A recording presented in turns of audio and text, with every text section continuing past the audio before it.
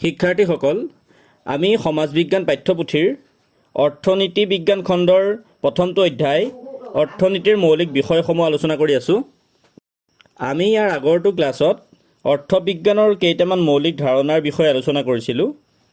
আজি আমি অৰ্থবিজ্ঞানৰ আন কেইটামান মৌলিক ধাৰণাৰ বিষয়ে আলোচনা কৰিম।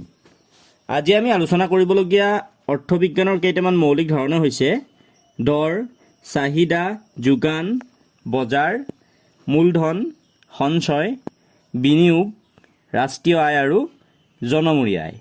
আহাচোন আমি পোনপ্ৰথমেই অৰ্থবিজ্ঞানৰ এটা গুৰুত্বপূৰ্ণ ধাৰণা দৰৰ বিষয়ে আলোচনা কৰোঁ। এতিয়া দৰ মানে হৈছে কোনো এটা বস্তুৰ মুদ্ৰা মূল্য।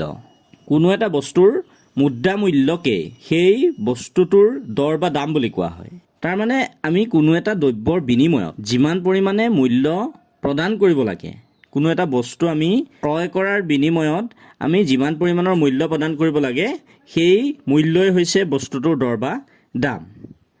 এতিয়া এই কলমটোৰ মূল্য হৈছে 20 টকা। এই অৰ্থবিজ্ঞানৰ অভিধানখনৰ দাম হৈছে 125 টকা।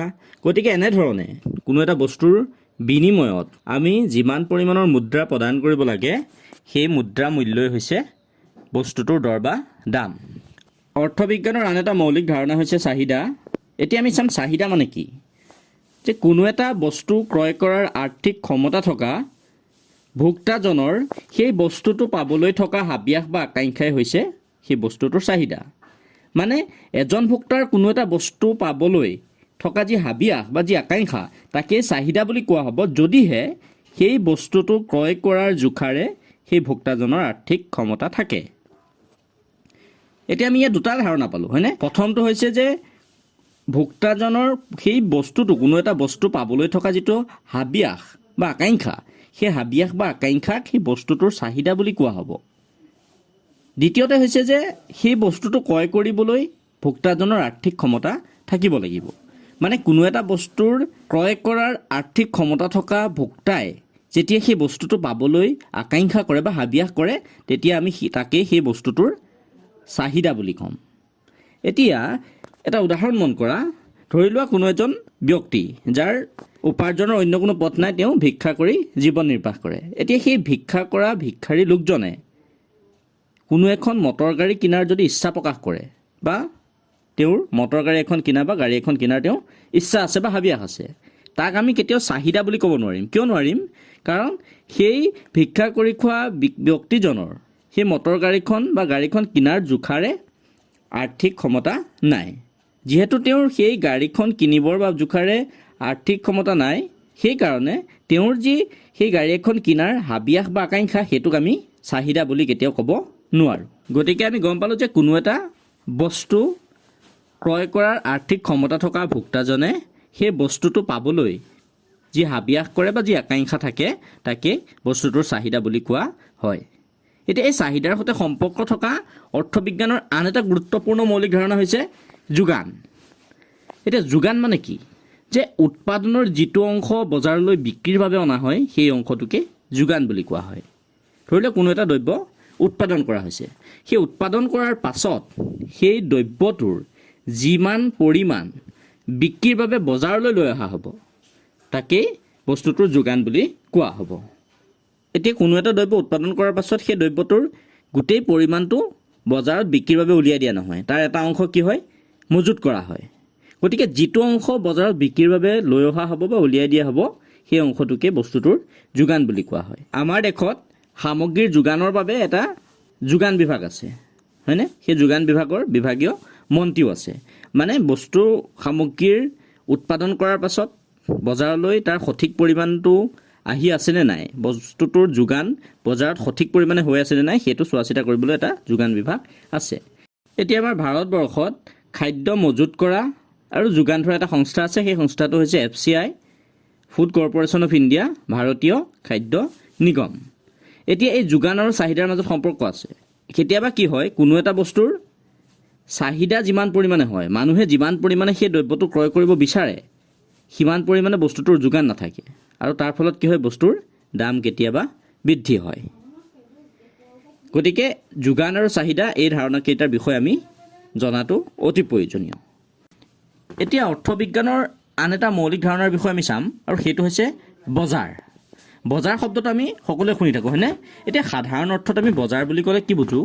যে বজাৰ বুলি ক'লে আমি এখন ঠাই বুজোঁ য'ত বিভিন্ন দ্ৰব্য সামগ্ৰী বা বস্তুৰ কিনা বেচা কৰা হয় হয়নে? বস্তুৰ ক্ৰয় বিক্ৰয় হোৱা এখন ঠাইকে আমি সাধাৰণ অৰ্থত বজাৰ বুলি কওঁ। কিন্তু অৰ্থবিজ্ঞানত বজাৰে কেৱল এখন নিৰ্দিষ্ট ঠাইক নুবুজায়।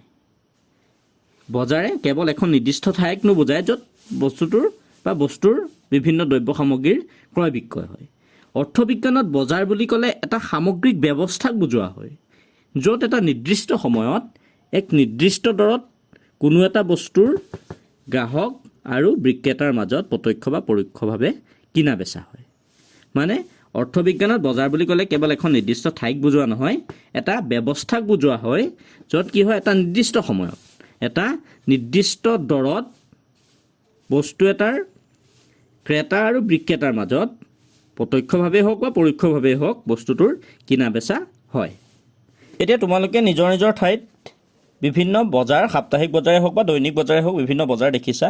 ইয়াৰ উপৰিও যিহেতু অৰ্থবিজ্ঞানত বজাৰ বুলি কওঁতে এটা সামগ্ৰিক ব্যৱস্থাক বুজোৱা হয়, ক্ৰেতা আৰু বিক্ৰেতাৰ মাজত প্ৰত্যক্ষ বা পৰোক্ষভাৱে দ্ৰব্য সামগ্ৰীৰ কিনা বেচা হোৱা এটা ব্যৱস্থাক যিহেতু বুজোৱা হয়, গতিকে এই আমি যে পাই থাকোঁ অনলাইন বজাৰ, ফ্লিপকাৰ্টেই হওক বা এমাজনেই হওক, সেই অনলাইন বজাৰবোৰকো বজাৰৰ ভিতৰত সামৰি লোৱা হয়। গতিকে আমি গম পালোঁ যে অৰ্থবিজ্ঞানত বজাৰ হৈছে এটা ব্যৱস্থা য'ত এটা নিৰ্দিষ্ট সময়ত এটা নিৰ্দিষ্ট দৰত ক্ৰেতা আৰু বিক্ৰেতাৰ মাজত বস্তুৰ কিনা বেচা হয়। এতিয়া আমি অৰ্থবিজ্ঞানৰ আন এটা মৌলিক ধাৰণাৰ বিষয়ে আলোচনা কৰিম আৰু সেইটো হৈছে মূলধন। মূলধন মানে কি? মূলধন হৈছে উৎপাদনৰ উপায় বা আহিলা। মানে কোনো এটা দ্ৰব্য বা সামগ্ৰী উৎপাদন কৰিবৰ বাবে যি উপায় বা আহিলা ব্যৱহাৰ কৰা হয় তাকেই মূলধন বুলি কোৱা হয়। এতিয়া উদাহৰণ হিচাপে মন কৰা যে ধান উৎপাদন কৰিবৰ কাৰণে যিখিনি মাটি ব্যৱহাৰ কৰা হ'ব সেই মাটিডোখৰক মূলধন বুলি কোৱা হয়। লগতে সেই ধান খেতিত ব্যৱহাৰ কৰা যিসমূহ যন্ত্ৰপাতি, ট্ৰেক্টৰকে আদি কৰি সেইবোৰক আমি মূলধন বুলি ক'ম। মানে কোনো এটা দ্ৰব্য বা সামগ্ৰী উৎপাদন কৰিবৰ বাবে যিসমূহ আহিলা বা উপায় ব্যৱহাৰ কৰা হয় সেইবোৰে হৈছে মূলধন। মানে উৎপাদন কাৰ্যত ব্যৱহাৰ কৰা আহিলাসমূহ বা উপায়সমূহকে মূলধন বুলি কোৱা হয়। এতিয়া ধৰি লওক কাপোৰ উৎপাদন কৰিবৰ কাৰণে তাঁতশাল ব্যৱহাৰ কৰা হয়, চিলাই মেচিন ব্যৱহাৰ কৰা হয় বা অন্যান্য যন্ত্ৰপাতি ব্যৱহাৰ কৰা হয়। গতিকে সেই তাঁতশাল, চিলাই মেচিন, যন্ত্ৰপাতি এইবিলাকক মূলধন বুলি কোৱা হ'ব। অৰ্থবিজ্ঞানৰ আন এটা মৌলিক ধাৰণা হৈছে সঞ্চয়। তোমালোকে সঞ্চয় বা ছেভিংছ এই সম্পৰ্কে শুনি থাকা। মানুহে কি হয়, যিমানখিনি আয় কৰে বা উপাৰ্জন কৰে তাৰ আটাইখিনি ভোগ কাৰ্যত ব্যয় নকৰে। আয়ৰ যিটো অংশ ভোগ কাৰ্যত ব্যয় কৰা নহয় তাকে সঞ্চয় বুলি কোৱা হয়। মানে কোনো এজন ব্যক্তিয়ে যিখিনি উপাৰ্জন কৰিলে বা যিখিনি তেওঁৰ আয়, সেই আয়ৰ ভোগ কাৰ্যত ব্যয় কৰাৰ পাছত যিটো অংশ ৰৈ গ'ল বা যিটো অংশ জমা হ'ল সেই অংশটোকে সঞ্চয় বুলি কোৱা হয়। এতিয়া ধৰি লওক কোনো এজন ব্যক্তিৰ আয় হৈছে এইখিনি। এতিয়া সেই ব্যক্তিজনে সেই আয়ৰ এই অংশটো ভোগ কাৰ্যত ব্যয় কৰিলে। গতিকে ভোগ কাৰ্যত ব্যয় কৰাৰ পাছত তেওঁৰ যিটো অংশ ৰৈ গ'ল, তেওঁৰ আয়ৰ যিটো অংশ ৰৈ গ'ল সেই অংশটোৱে হৈছে সঞ্চয়। গতিকে কি কোৱা হয় যে আয় হৈছে ভোগ ব্যয় আৰু সঞ্চয়ৰ যোগফল। গতিকে আমি ক'ব পাৰোঁ যে আয়ৰ পৰা ভোগ ব্যয় বাদ দিলে যিটো অংশ ৰৈ যায় সেই অংশটোৱে হৈছে সঞ্চয়। এতিয়া এই সঞ্চয় মূলধন সৃষ্টিৰ এটা ভাল উপায়। আমি যে পাইছিলোঁ উৎপাদনৰ উপায় বা আহিলাই হৈছে মূলধন। গতিকে সেই মূলধন সৃষ্টিৰ এটা ভাল উপায় হৈছে সঞ্চয়। আমি যদি সঞ্চয় কৰোঁ তেতিয়াহ'লে সেই সঞ্চয়ৰ পৰা আমি মূলধন সৃষ্টি কৰিব পাৰোঁ। এতিয়া আমি আলোচনা কৰিম অৰ্থবিজ্ঞানৰ আন এটা মৌলিক ধাৰণা, সেইটো হৈছে বিনিয়োগ। এই বিনিয়োগ মূলধন আৰু উৎপাদন কাৰ্যৰ সৈতে জড়িত। কিয় জড়িত? কাৰণ মূলধন যেতিয়া উৎপাদন কাৰ্যত ব্যৱহাৰ কৰা হয় তেতিয়া তাক বিনিয়োগ বুলি কোৱা হয়। মানে আমাৰ যিখিনি মূলধন সেই মূলধনখিনি যেতিয়া আমি উৎপাদন কাৰ্যত ব্যৱহাৰ কৰিম তেতিয়া তাক বিনিয়োগ বুলি কোৱা হ'ব। এতিয়া আমি দুটা ধাৰণা পাম, এটা হৈছে মজুত ধাৰণা, এটা হৈছে প্ৰবাহ ধাৰণা। এতিয়া যে আমি পালোঁ যে মূলধনখিনি উৎপাদন কাৰ্যত ব্যৱহাৰ কৰিলে তাক বিনিয়োগ বুলি কোৱা হয়, এতিয়া ইয়াৰে মূলধন আৰু বিনিয়োগৰ মূলধন হৈছে এটা মজুত ধাৰণা। কি কাৰণে মজুত ধাৰণা? কাৰণ সেই মূলধনখিনি যেতিয়া আমি উৎপাদন কাৰ্যত ব্যৱহাৰ কৰিম তেতিয়াহে সি বিনিয়োগলৈ ৰূপান্তৰিত হয়।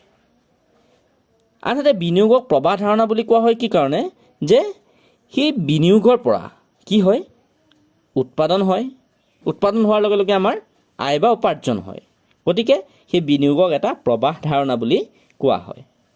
এতিয়া ধৰি লোৱা কোনো এজন ব্যক্তিৰ 1 লাখ টকা এটা জমা আছে, তেওঁ সেইখিনি বেংকত থৈ দিছে, গতিকে সেই যি তেওঁৰ 1 লাখ টকা, সেই 1 লাখ টকাটো যে তেওঁৰ মজুত হৈ আছে সেইটো হৈছে মূলধন।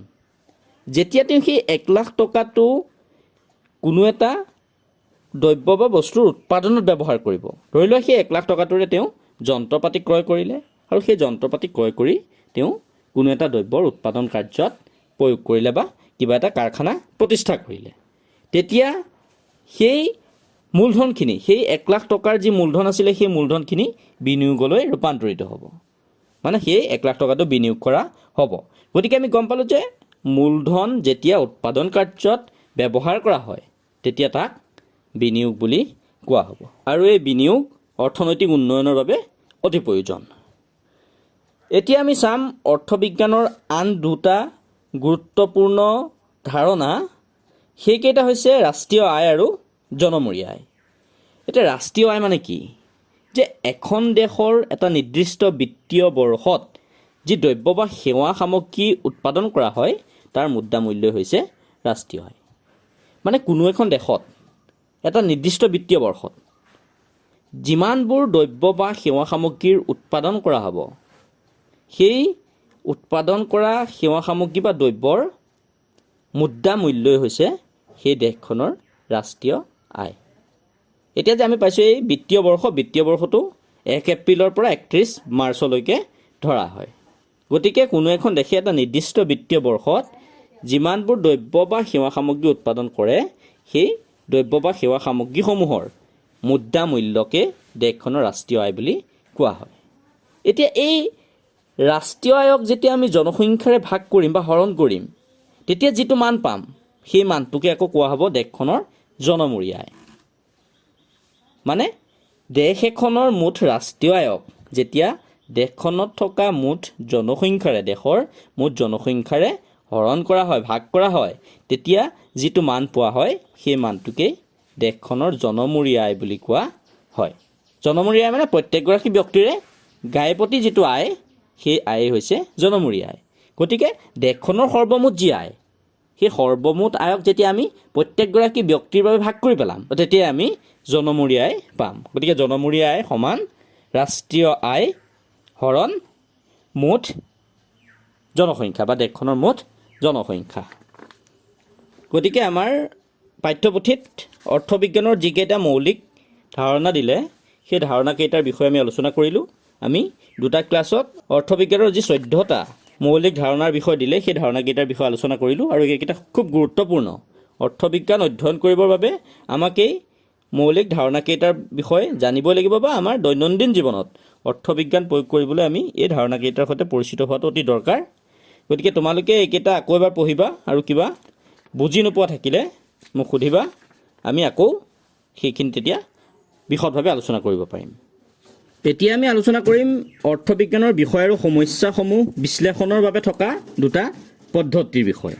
আৰু সেই পদ্ধতি দুটা হৈছে ব্যষ্টিবাদী অৰ্থনৈতিক বিশ্লেষণ আৰু সমষ্টিবাদী অৰ্থনৈতিক বিশ্লেষণ। মানে ব্যষ্টিবাদী অৰ্থনীতি আৰু সমষ্টিবাদী অৰ্থনীতিৰ বিষয়ে এতিয়া আমি আলোচনা কৰিম। আৰু এই ব্যষ্টিবাদী অৰ্থনীতি আৰু সমষ্টিবাদী অৰ্থনীতি সেই দুটা হৈছে অৰ্থবিজ্ঞানৰ অধ্যয়ন আৰু সমস্যাসমূহ অনুধাৱন কৰিবৰ বাবে বা বিশ্লেষণ কৰিবৰ বাবে থকা দুটা নিৰ্দিষ্ট পদ্ধতি। মানে অৰ্থবিজ্ঞানৰ বিষয়সমূহ আলোচনা কৰিবৰ বাবে সেই বিষয়সমূহ ব্যষ্টিবাদী আৰু সমষ্টিবাদী অৰ্থনীতি হিচাপে ভাগ কৰি লোৱা হৈছে, আৰু ইয়াৰ জৰিয়তে অৰ্থবিজ্ঞানৰ বিষয়সমূহ আলোচনা কৰা হয়। এতিয়া এই ব্যষ্টিবাদী অৰ্থনীতি শব্দটোৰ ইংৰাজী প্ৰতিশব্দ হৈছে মাইক্ৰ' ইকনমিক্স, আৰু এই মাইক্ৰ' ইকনমিক্সৰ মাইক্ৰ' শব্দটো গ্ৰীক শব্দ মাইক্ৰছৰ পৰা আহিছে, আৰু তাৰ অৰ্থ হৈছে সৰু। আনহাতে সমষ্টিবাদী অৰ্থনীতিৰ ইংৰাজী প্ৰতিশব্দ হৈছে মেক্ৰ' ইকনমিক্স, আৰু সেই মেক্ৰ' শব্দটো গ্ৰীক শব্দ মেক্ৰছৰ পৰা আহিছে, আৰু ইয়াৰ অৰ্থ হৈছে ডাঙৰ। এতিয়া এই ব্যষ্টিবাদী অৰ্থনীতিৰ অধ্যয়ন হৈছে ব্যক্তিগত আৰু সমষ্টিবাদী অৰ্থনীতিৰ অধ্যয়ন হৈছে সামূহিক। মানে ব্যষ্টিবাদী অৰ্থনীতিত ব্যক্তি বা ব্যক্তিগত প্ৰতিষ্ঠানসমূহৰ অৰ্থনৈতিক আচৰণ গাইগুটীয়াকৈ আলোচনা কৰা হয়। আনহাতে সমষ্টিবাদী অৰ্থবিজ্ঞানত বা সমষ্টিবাদী অৰ্থনীতিত সামগ্ৰিকভাৱে অৰ্থনৈতিক আচৰণসমূহ আলোচনা কৰা হয়। এতিয়া ধৰি লোৱা এজন উপভোক্তা, এজন উদ্যোক্তা, এখন বজাৰ, হয়নে, এটা প্ৰতিষ্ঠান, এজন সঞ্চয়কাৰী, তেওঁলোকৰ অৰ্থনৈতিক আচৰণ যেতিয়া আলোচনা কৰা হ'ব সি ব্যষ্টিবাদী অৰ্থবিজ্ঞানৰ অন্তৰ্ভুক্ত হ'ব। আনহাতে যেতিয়া এখন দেশৰ সামগ্ৰিক অৰ্থনৈতিক আচৰণ আলোচনা কৰা হ'ব বা সকলোবোৰ উপভোক্তা বা সকলোবোৰ প্ৰতিষ্ঠান, সকলোবোৰ উৎপাদনকাৰী, সকলোৰে আচৰণ যেতিয়া একেলগে আলোচনা কৰা হ'ব তেতিয়া সি সমষ্টিবাদী অৰ্থনীতিৰ অন্তৰ্ভুক্ত হ'ব। এতিয়া ধৰি লওক এখন দেশৰ জনসংখ্যা, এখন দেশৰ নিয়োগ, উদ্যোগীকৰণ, এখন দেশৰ কৃষি ইত্যাদি অধ্যয়ন যেতিয়া কৰা হ'ব তেতিয়া সি সমষ্টিবাদী অৰ্থনীতিৰ অন্তৰ্ভুক্ত হ'ব। গতিকে আমি গম পালোঁ যে অৰ্থবিজ্ঞানৰ বিষয়সমূহ বা সমস্যাসমূহ বিশ্লেষণ কৰাৰ সুবিধাৰ বাবে বা অধ্যয়ন কৰাৰ সুবিধাৰ বাবে ব্যষ্টিবাদী অৰ্থনীতি আৰু সমষ্টিবাদী অৰ্থনীতি হিচাপে ভাগ কৰি লোৱা হৈছে। আৰু ব্যষ্টিবাদী অৰ্থবিজ্ঞানত ব্যক্তি বা ব্যক্তিগত প্ৰতিষ্ঠানৰ অৰ্থনৈতিক আচৰণ সম্পৰ্কে গাইগুটীয়াকৈ আলোচনা কৰা হয়। আনহাতে সমষ্টিবাদী অৰ্থবিজ্ঞানত সামগ্ৰিকভাৱে অৰ্থনৈতিক যিসমূহ বিষয় সেইসমূহ আলোচনা কৰা হয়। গতিকে আজি আমি অৰ্থবিজ্ঞানৰ কেইটামান মৌলিক ধাৰণাৰ লগতে ব্যষ্টিবাদী অৰ্থনীতি আৰু সমষ্টিবাদী অৰ্থনীতিৰ বিষয়ে আলোচনা কৰিলোঁ। আৰু ইয়াৰ লগে লগে তোমালোকৰ অৰ্থনীতি খণ্ডৰ প্ৰথমটো অধ্যায় অৰ্থনীতিৰ মৌলিক বিষয়সমূহ সেই পাঠটোৰ আলোচনা শেষ হৈছে। যদি এই পাঠটোৰ কোনোবা অংশ বুজিবলৈ অসুবিধা হয় তেনেহ'লে নিশ্চয়কৈ জনাবা, আমি আকৌ সেই অসুবিধা থকা বিষয়সমূহ পুনৰ আলোচনা কৰিম।